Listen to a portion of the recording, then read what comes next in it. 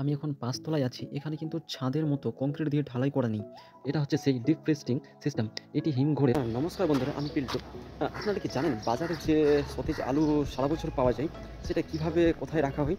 আপনারা যদি বাড়িতে আলু কিনে রেখে দেন, তাহলে কিন্তু দেখবেন ১ মাস বা ২ মাসের মধ্যে সব আলুগুলো পচতে শুরু করবে বা আলুগুলো শুকিয়ে যাবে।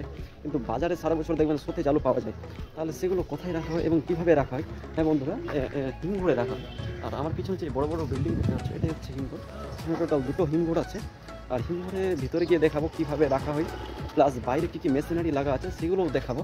তো এখন কিন্তু টোটো গাড়িতে করে কৃষকগুলো আলু নিয়ে এসছে এবং লাইনে দিয়েছে। ঘড়িতে এখন সময় প্রায় 8:30 বাজে। তো 8:30টার সময় হিমঘর হয়তো 9টা বা 9:30 নাগাদ খুলবে। তো ভিতরে এবং বাইরে গিয়ে দেখাবো। এই দরজা এখন বন্ধ আছে।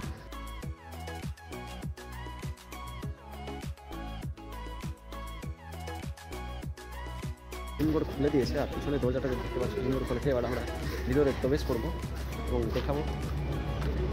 এই যে আপনারা যে ফাঁকা এরিয়াটা দেখতে পাচ্ছেন, এখানে কিন্তু আলু এসে স্টোর করে রাখা হয়। এটা কিন্তু হিমঘর নয়, এখানে শুধু জাস্ট স্টোর করে রাখা হয়। হিমঘরটা হচ্ছে ওই দিকে। জাস্ট এখানে শুধু কৃষকদের আলু প্রথমে রাখা হয়, তারপরে কিন্তু ভিতরে নিয়ে যাওয়া হয়।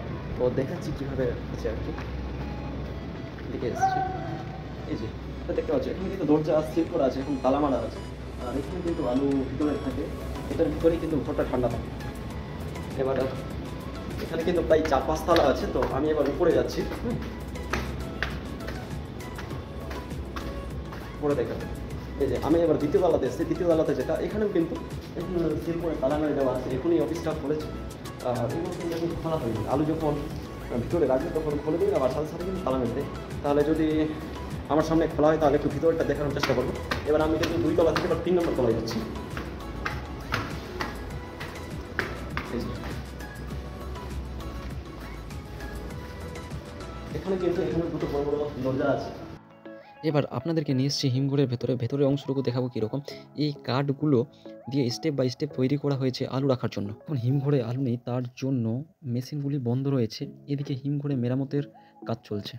আমি এখন ৫ তলায় আছি। এখানে কিন্তু ছাদের মতো কংক্রিট দিয়ে ঢালাই করা নেই। প্রত্যেক তলায় কিন্তু কাঠের তক্তা দিয়ে সাপোর্ট তৈরি করা হয়েছে এবং তক্তাগুলো ফাঁক ফাঁক আছে, যাতে করে বাতাস চলাচল করতে পারে।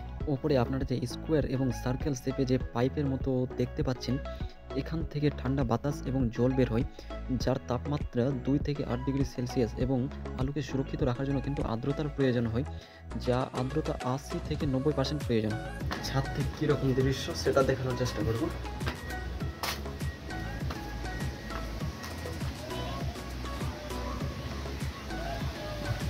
এটা হচ্ছে ছাদ।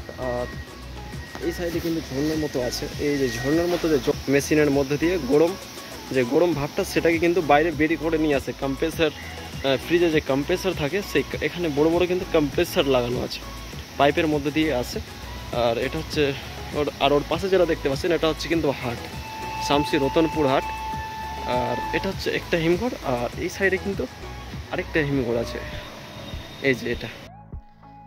এই ঘরে আপনার যে লাল রঙের বড় সিলিন্ডারের মতো দেখতে পাচ্ছেন, এটাতে গ্যাস থাকে NH3 অর্থাৎ অ্যামোনিয়া গ্যাস, যার কাজ হচ্ছে ঘরকে ঠান্ডা রাখা। ছাদের ওপর থেকে আপনাদেরকে যে ঝর্ণার মতো দেখিয়েছিলাম, এটা হচ্ছে সেই ডিপ ফ্রিস্টিং সিস্টেম। এটি হিমঘরের বরফ জমে যাওয়া প্রতিরোধ করে এবং ঠান্ডা বাতাস চলাচল স্বাভাবিক রাখে। ভিডিওতে লাল পাইপ দেখতে পাচ্ছেন, এটা হচ্ছে ফায়ার স্প্রিংকলার সিস্টেম। এই পাইপ আপনারা বড় বড় হাসপাতাল, শপিং মল, অফিস আরও বিভিন্ন জায়গায় দেখে থাকবেন। এটার কাজ হচ্ছে ঘরের যখন আগুন লাগে তখন ঘরের তাপমাত্রা স্বাভাবিকের তুলনায় বেড়ে যায় এবং নির্দিষ্ট তাপমাত্রায় পৌঁছায় 68 ডিগ্রি সেলসিয়াস বা তার বেশি হলে তখন স্প্রিংকলারে থাকা সেন্সার ফেটে যায় এবং স্বাভাবিকভাবে জল বের হয়ে আগুন নেভাতে শুরু করে। এবার আপনাদেরকে ঘরের বাইরে থেকে দেখাবো। এই জানলাওয়ালা ঘরগুলো যে দেখতে পাচ্ছেন, এটা হচ্ছে আলু। এখানে প্রথমে আলু স্টোর করে রাখা হয়, তারপরে যে এই যে উঁচু দেওয়ালটা দেখতে পাচ্ছেন, উঁচু দেওয়ালের ঘরটা, তারপরে এই ঘরে প্রবেশ করা হয়। এটাই হচ্ছে হিমঘর।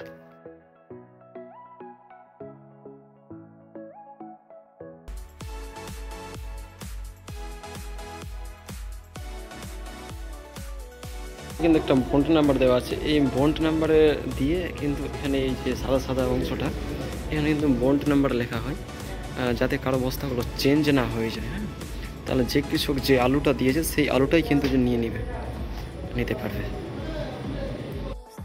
আপনি কি আগে কখনো হিমঘর দেখেছেন? কমেন্টে জানাবেন। কেমন লাগলো আজকের ইনফরমেশান। এই ধরনের ভিডিও দেখতে হলে আমার চ্যানেলকে সাবস্ক্রাইব করে নিন। ভিডিওটি শেষ পর্যন্ত দেখার জন্য আপনাকে অনেক অনেক ধন্যবাদ।